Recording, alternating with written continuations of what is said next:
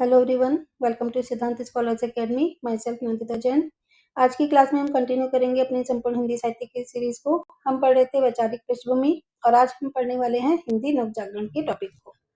तो हिंदी नवजागरण क्या होता है? हिंदी नवजागरण से अभिप्राय भारत के हिंदी प्रदेशों में आए सांस्कृतिक, सामाजिक, राजनीतिक जागरण से है। ठीक है, तो भारत के जो हिंदी प्रदेश हैं उसमें जो सांस्कृतिक, राजनीतिक और सामाजिक जागरण हुआ है, नए चेंजेस हुए हैं। ठीक है, लोगों को सुसुप्त अवस्था से उठाकर जागृत अवस्था में लाया गया है, उसी को हिंदी नवजागरण कहा जाता है।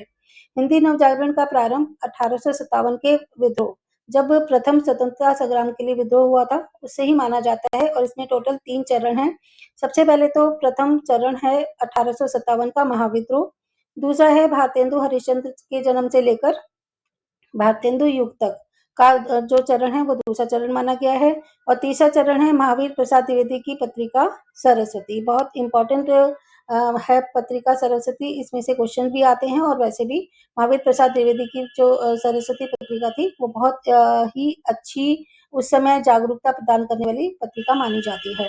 जब हमें प्रथम हमारा युद्ध हो रहा था, ठीक है, स्वतंत्रता संग्राम का, उसमें सरस्वती पत्रिका ने बहुत ही महत्वपूर्ण भूमिका निभाई थी। भारतेंदु हरिश्चंद्र के आगमन को हिंदी में नवजागरण काल के रूप में देखा जाता है। तो भारतेंदु हरिश्चंद्र आए थे तो उनको हिंदी में नवजागरण काल के रूप में देखा जाता है। और इस युग को नवजागरण का नाम किसने दिया था? रामविलास शर्मा ने। ठीक है, तो बहुत इंपॉर्टेंट क्वेश्चन है, कहीं से भी आ सकते हैं। कोई भी कॉम्पिटिटिव एग्जाम अगर आप हिंदी का दे रहे हो तो कहीं से भी क्वेश्चन आएगा, ध्यान से समझते चलिएगा। तो नवजागरण का पहला अनुभव किसने किया था? बंगाल ने किया था। राजा राम मोहन राय ने सामाजिक सुधार के कार्यों का प्रारंभ बंगाल से ही किया था। ठीक है, तो अगर पूछा जाता है कि राजा राम मोहन राय ने सुधार कार्यों का प्रारंभ कहाँ से किया था, तो वो बंगाल से किया था। क्योंकि जैसे सबको पता है कि राजा राम मोहन राय ने बहुत ही सुधारात्मक कार्य किए थे भारत में। तत्पश्चात सारा देश आधुनिकता से अवगत हो गया था। राजा राममोहन राय ने भारत में आधुनिकता की नींव रखी। तो किसने रखी थी आधुनिकता की नींव? राजा राममोहन राय ने। यहाँ से क्वेश्चन आता है। हिंदी नवजागरण का सूत्रपात भारतेंदु हरिश्चंद्र ने किया था। तो अगर नींव रखी थी आधुनिकता की बात हो रही है, यहाँ पे हिंदी की नहीं हो रही है, तो आधुनिकता की नींव रखी थी राजा राममोहन राय ने। और अगर पूछा जाता है कि नवजागरण का सूत्रपात किसने किया था हिंदी में, तो वो क्या था? भारतेंदु हरिश्चंद्र ने। हिंदी नवजागरण की शुरुआत भारतेंदु के इस कथन से मानी जाती है कि सन 1873 में हिंदी नई चाल में ढली। ठीक है, तो जब हिंदी नवजागरण की शुरुआत हो रही थी तो भारतेंदु जी ने एक कथन कहा था कि सन 1873 में हिंदी नई चाल से चली, क्योंकि नई चाल में ढली क्योंकि हिंदी का स्वरूप बदल गया था। ठीक है, ये इंपॉर्टेंट क्वेश्चन है, यहाँ से आता है कि ये सन 1873 में हिंदी नई चाल में ढली, ये किसने कहा था? तो कहा था भारतेंदु जी ने। अब हम पढ़ लेते हैं हिंदी के विकास के चरण क्या हैं। भारत में सन 1857 का प्रथम स्वतंत्रता संग्राम विद्रोह अंग्रेजी शासन को पूर्णतः जड़ से उखाड़ फेंकने के लिए किया गया था। क्योंकि सब बहुत मतलब फ्रस्ट्रेटेड हो चुके थे, हम स्वतंत्रता चाहते थे। तो 1857 में जब विद्रोह हुआ था तो ये था कि अंग्रेजी शासन है उसको पूरी तरह उखाड़ के फेंक दिया जाए। भारतीय अंग्रेजी राज के नकारात्मक पक्ष को स्वीकार नहीं करना चाहते थे, चाहे वो सभ्यता से संबंधित हो या फिर भाषा से। पुरुषोत्तम अग्रवाल ने, देखो किसी का अगर नाम आता है ना तो उसको ध्यान से देखिएगा कि उन्होंने क्या कहा। पुरुषोत्तम अग्रवाल ने सन 1957 के विद्रोह को हिंदी नवजागरण का पहला चरण नहीं माना। वो जैसे अभी हमने ऊपर पढ़ा था कि 1857 का विद्रोह हिंदी नवजागरण का पहला चरण है, लेकिन पुरुषोत्तम अग्रवाल इसे नहीं मानते। वे रामविलास शर्मा के इस तर्क से बिल्कुल सहमत नहीं थे कि भारतेंदु युग हिंदी नवजागरण का दूसरा चरण है। ठीक है, पुरुषोत्तम अग्रवाल मानते थे कि सन 1857 के विद्रोह को हिंदी नवजागरण की निरंतरता में देखना सही नहीं है। तो उनके विचार और लोगों के विचारों से बिल्कुल अलग थे। अब हम पढ़ते हैं वैचारिक पृष्ठभूमि होती क्या है। हिंदी का विकास क्रम भारतेंदु हरिश्चंद्र युगीन साहित्य से होता हुआ वर्तमान समय में भी गतिमान है। जो इस समय वर्तमान समय है उसमें हिंदी का जो विकास है वो अभी भी गतिमान रूप से चलता चला आ रहा है। भारतेंदु हरिश्चंद्र के निबंध, नाटक, काव्य व अन्य विधाओं को हिंदी के विकास का सतत विकास का चरण माना जाता है। तो भारतेंदु जी ने उस समय बहुत सारे निबंध लिखे थे, नाटक लिखे थे, काव्य लिखे थे और अन्य गद्य विधाओं में भी उन्होंने हिंदी के बारे में लिखा था, हिंदी को लिखा था। तो हिंदी के विकास का चरण माना जाता है उनके नाटकों और निबंध वगैरह को। उनकी रचनाएं भाषा के क्षेत्र में तो प्रशंसनीय कार्य कर ही रही थी, साथ ही वह देश को नवजागरण से भी अवगत करा रही थी। वह राष्ट्र को हर तरह से सजग करना चाहते थे। वह अपनी सभ्यता, संस्कृति, भाषा की उन्नति में विश्वास करते थे। हिंदी नवजागरण के क्षेत्र में भारतेंदु हरिश्चंद्र का स्थान महत्वपूर्ण माना जाता है। ठीक है, तो बहुत महत्वपूर्ण स्थान है भारतेंदु जी का हिंदी के विकास में, हिंदी नवजागरण में। भारतेंदु हरिश्चंद्र के पश्चात हिंदी नवजागरण के क्षेत्र में महावीर प्रसाद द्विवेदी का स्थान अग्रणीय है, यानी कि सबसे पहला स्थान है भारतेंदु हरिश्चंद्र जी का, उसके बाद है महावीर प्रसाद द्विवेदी जी का। ठीक है, तो ध्यान रखिएगा महावीर प्रसाद द्विवेदी हैं, हजारी प्रसाद द्विवेदी नहीं है, यहाँ पे कंफ्यूजन हो जाता है। तो द्विवेदी जी ने भारतेंदु हरिश्चंद्र के हिंदी नवजागरण संबंधी विचारों व चेतना को और अधिक मजबूती से साहित्यिक क्षेत्र में रखा। द्विवेदी जी ने 1909 में सरस्वती पत्रिका का कार्यभार संभाला। उन्होंने पत्रिका के माध्यम से हिंदी नवजागरण को दिशा देने का कार्य किया। वह भाषा संस्कारों को भी कुशलता प्रदान की। द्विवेदी जी न केवल हिंदी भाषा के लिए महत्वपूर्ण कार्य कर रहे थे, अपितु उनमें से बहुत से प्रख्यात लेखक को भी प्रेरित करते थे, जिन्होंने हिंदी के विकास में महत्वपूर्ण भूमिका निभाई थी। मतलब जो द्विवेदी जी थे ना, वो केवल हिंदी भाषा के लिए महत्वपूर्ण कार्य नहीं करते थे, बल्कि बहुत सारे उस समय के जो प्रख्यात लेखक थे, फेमस राइटर्स थे, उनसे भी प्रेरित थे। ठीक है, यहाँ पे भी नहीं आएगा, से आएगा। उनसे भी प्रेरित थे, जिन्होंने हिंदी के विकास में महत्वपूर्ण भूमिका निभाई थी। इसमें हजारी प्रसाद द्विवेदी, भगवत शरण उपाध्याय, रामविलास शर्मा इत्यादि महत्वपूर्ण है। द्विवेदी जी व अन्य सभी लेखक बहुभाषाविद, यानी कि उन्हें बहुत सारी भाषाओं का ज्ञान था और बहुत ही बहुज्ञानी थे, अधिक विषयों पर ज्ञान रखते थे और विज्ञान एवं वैज्ञानिक दृष्टिकोण को नवजागरण के लिए महत्वपूर्ण समझते थे। उन्होंने हिंदी भाषा के साथ देश में भी नवजागरण के स्वर को प्रखरता प्रदान की। ठीक है, हिंदी भाषा के साथ हिंदी भाषा को तो प्रखरता दी ही, ठीक है, लेकिन देश में भी नवजागरण के स्वर को प्रखरता प्रदान की। इन सभी प्रयासों से हिंदी नवजागरण अपने इस आयाम तक पहुंच सका। अब पढ़ते हैं हिंदी साहित्य पर तत्कालीन परिस्थितियों का क्या प्रभाव पड़ा। हिंदी साहित्य पर उस समय की जो स्थितियां थी, उनका क्या प्रभाव पड़ा। आधुनिक हिंदी साहित्य में भक्ति आंदोलन के प्रभाव को महत्वपूर्ण माना जाता है। आधुनिक हिंदी साहित्य पर भक्ति आंदोलन के साथ साथ अंग्रेजी साहित्य का भी प्रभाव देखने को मिलता है। ठीक है, तो साहित्य तो चाहे कोई भी भाषा का हो, अच्छा ही होता है ना, तभी तो वो साहित्य है। अच्छी बातें होंगी तभी तो उसे पढ़ा जाएगा, समझा जाएगा। तो साहित्य कोई खराब नहीं होता। बात ये थी कि अंग्रेजों ने उस समय हमारे देश पे शासन कर रखा था और वो सिर्फ अपनी अंग्रेजी को हम पर थोपते थे और अपने हिसाब से ही शासन करते थे। वो चीज गलत थी। तो भक्ति आंदोलन के साथ साथ हिंदी अंग्रेजी साहित्य का भी प्रभाव था किस पर, हिंदी साहित्य पर। तत्कालीन समय में भारतेंदु और भारतेंदु मंडल के लेखकों ने नवीन विचारधारा के अंतर्गत अंग्रेजी राज्य की चुनौतियों को राजनीतिक से अधिक सांस्कृतिक माना। इन सभी साहित्यकारों ने अपनी लेखनी के माध्यम से स्वदेशी वस्तुओं, उद्योग धंधों और स्वदेशी भाषा की वकालत की। ठीक है, कि अपने देश की जो वस्तुएं हैं, अपने ही देश के उद्योग धंधे और अपनी ही भाषा को हम प्रखर बनाएंगे, उन्हीं का विकास करेंगे। इस समय उस समय के जो नवीन लेखक थे ना, जो भारतेंदु मंडल के लेखक थे, ठीक है, तो उनकी जो विचारधारा थी कि अपने देश की ही वस्तुओं को, अपने देश के उद्योग धंधों को और अपनी भाषा को आगे बढ़ाया जाए। रामविलास शर्मा ने लिखा था कि हिंदी नवजागरण में अंग्रेजी शिक्षा और पश्चिमी ज्ञान की कोई उल्लेखनीय भूमिका नहीं रही। थोड़ी रियायत देते हुए उन्होंने यह जरूर जोर दिया कि अंग्रेजी साहित्य की मानवतावादी और प्रगतिशील परंपरा रही है और उनसे सीखने में कोई हर्ज नहीं है। अगर हमें अपने विरोधियों से भी सीखने को कुछ मिलता है तो सीखने में कोई हर्ज नहीं है, सीखा तो किसी से भी जा सकता है। लेकिन आधुनिक हिंदी साहित्य की गंभीरता से पड़ताल करने पर यह बात स्पष्ट हो गई कि उनकी मूल प्रेरणा में अंग्रेजी साहित्य ही अधिक रहा।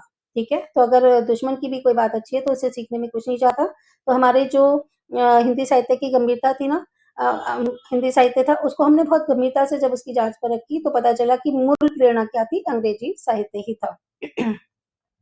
हिंदी साहित्य पर नवजागरण काल में अनेक प्रभाव देखने को मिले। भारतेंदु व द्विवेदी जी की कृतियों पर जागरण काल का प्रभाव विशेषता देखने को मिला। तो सबसे मेन जो उस समय के जो राइटर थे, लेखक थे, वो कौन थे, भारतेंदु जी और महावीर प्रसाद द्विवेदी। उनकी कृतियों पर जागरण काल का विशेष प्रभाव देखने को मिला। भारतेंदु के नाटक, निबंधों व द्विवेदी जी की सरस्वती पत्रिका पर नवजागरण कालीन समय का प्रभाव रहा। ठीक है, तो यहाँ से हमें इम्पोर्टेंट क्वेश्चन भी मिलते हैं इसके लिए, अपने कॉम्पिटिटिव एग्जाम्स के लिए, साथ ही अपने साहित्य को पढ़ने का मौका भी मिल रहा है, तो अच्छे से समझिएगा। अब हिंदी नवजागरण की समस्याएं क्या थी, क्योंकि कोई भी काम होता है कोई भी क्रांति आती है तो ऐसे तो आती नहीं, वो अनेक समस्याओं से गुजरना पड़ता है। तो हिंदी नवजागरण का एक अहम बिंदु उसकी संकुचित सांप्रदायिकता थी, ठीक है, कि बहुत ही नैरो थी वो सांप्रदायिकता, जो होता है ना, संप्रदाय होते हैं, आपस में लड़ते हैं या एकजुट होकर काम करते हैं। तो जो मानसिकता थी ना उस समय की, वो बहुत ही संकुचित थी, बहुत ही नैरो थी, क्योंकि इसके केंद्र में हिंदी और हिंदू ही थे। डॉक्टर नामवीर सिंह के अनुसार हिंदी प्रदेश के नवजागरण के सम्मुख यह बहुत गंभीर प्रश्न रहा कि यहाँ का नवजागरण हिंदू मुस्लिम की दो धाराओं में विभक्त हो गया, क्योंकि सांप्रदायिकता थी, हिंदू और मुस्लिम ही मेन संप्रदाय हैं। मतलब मैं ऐसा नहीं कह रही हूँ, मतलब सभी संप्रदाय बहुत इंपॉर्टेंट होते हैं, लेकिन जो हिंदू और मुस्लिम है ना, वो आपस में क्या हो गया, भाईचारे की जगह वो विभक्त हो गए। ठीक है, तो यह प्रश्न इसलिए भी गंभीर है कि बंगाल का नवजागरण इस प्रकार विभक्त नहीं हुआ था। आश्चर्य की बात यह है कि हिंदी प्रदेश का नवजागरण धर्म, इतिहास, भाषा सभी स्तरों पर दो टुकड़ों में बट गया था। ठीक है, तो ये बहुत बड़ी समस्या थी उस समय की।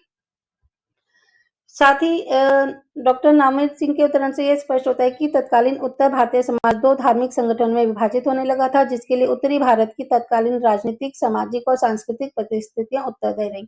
तो कोई भी कार्य होता है ना, तो उसमें तीन मेन परिस्थितियां होती हैं, राजनीतिक, सामाजिक और सांस्कृतिक, यही उत्तरदायी होती हैं। परिणामतः हिंदी प्रदेश में भाषाई द्वंद्व, हिंदी उर्दू विवाद, नागरिक सुधार आंदोलन इत्यादि का जन्म हुआ।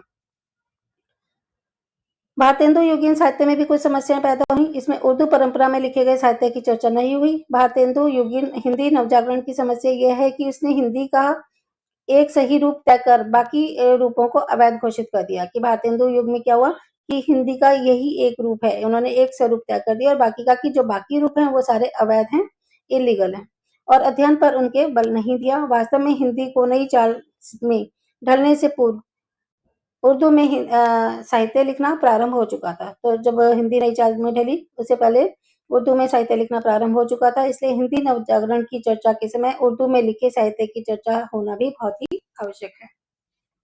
जो भाषाएं बोलियां सैकड़ों वर्षों से उपयोग में थी, उन्हें भिन्न कर पाना सरल कार्य नहीं था। हिंदी के साथ साथ फारसी और उर्दू का भी विकास होता चला गया। इसमें हिंदी कई भागों में बट गई। हिंदी का एक रूप पूरे राष्ट्र में स्वीकार्य नहीं था। हिंदी भी अलग अलग क्षेत्र में अलग अलग तरीके से बोली जाती थी। उर्दू परंपरा के साहित्य को हिंदी से भिन्न करने के पश्चात भारतेंदु हरिश्चंद्र का यह आभास था कि उर्दू शायरी परंपरा से भिन्न खड़ी बोली हिंदी में लेखन लिखना सरल नहीं होगा। क्या कहा जा रहा है कि जब उर्दू परंपरा के साहित्य को हिंदी से भिन्न मान लिया गया, तो भारतेंदु हरिश्चंद्र को यह आभास था कि उर्दू शायरी की परंपरा से भिन्न, क्योंकि उर्दू में शायरी होती थी, उसकी परंपरा से भिन्न खड़ी बोली में, क्योंकि वो खड़ी बोली का इस्तेमाल ज्यादा करते थे, उसमें हिंदी में लेखन लिखना सरल नहीं होगा, उर्दू शायरी भी जरूरी है।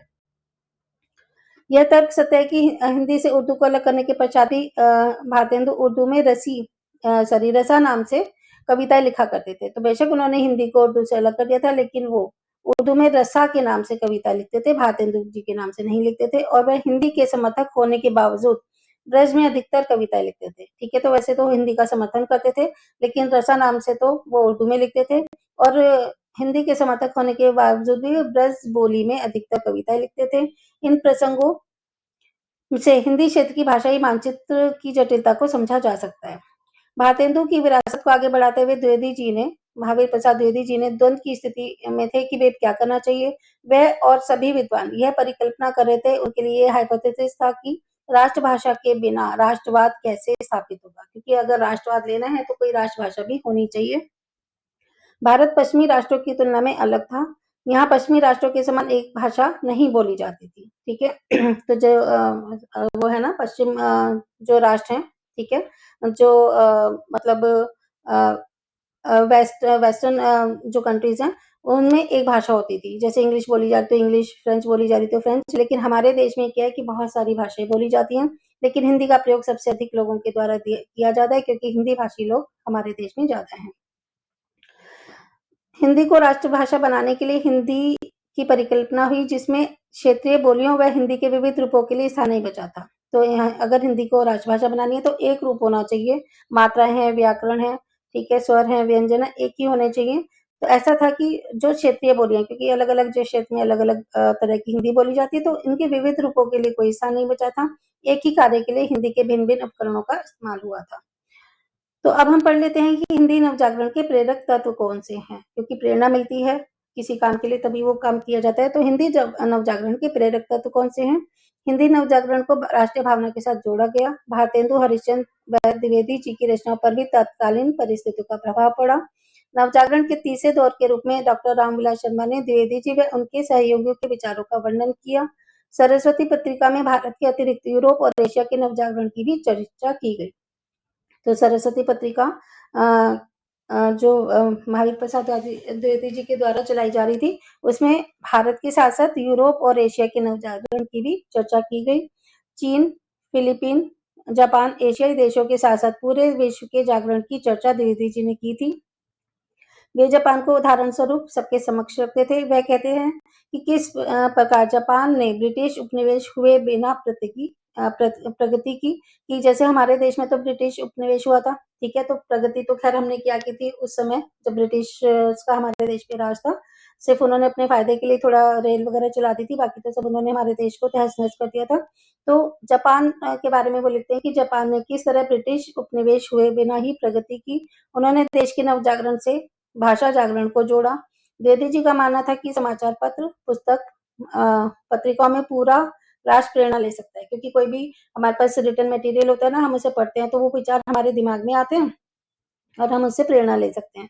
इसलिए उन्होंने हिंदी नवजागरण हेतु सरस्वती पत्रिका को साधन बनाया और भी बहुत से प्रेरक तत्वों ने नवजागरण हेतु महत्वपूर्ण कार्य किए, जिसमें से कुछ इम्पोर्टेंट है। एक तो अंग्रेजों का भारत आगमन, दूसरा है पाश्चात्य विद्वानों का अनुवाद कार्य और तीसरा है सुधारवादी आंदोलन। इनसे भी प्रेरणा मिली थी हमारे हिंदी नवजागरण को। तो ये जो इसमें से इम्पोर्टेंट क्वेश्चन लगते हैं आप उसे नोट डाउन कर लीजिएगा। चलिए मिलते हैं नेक्स्ट वीडियो में।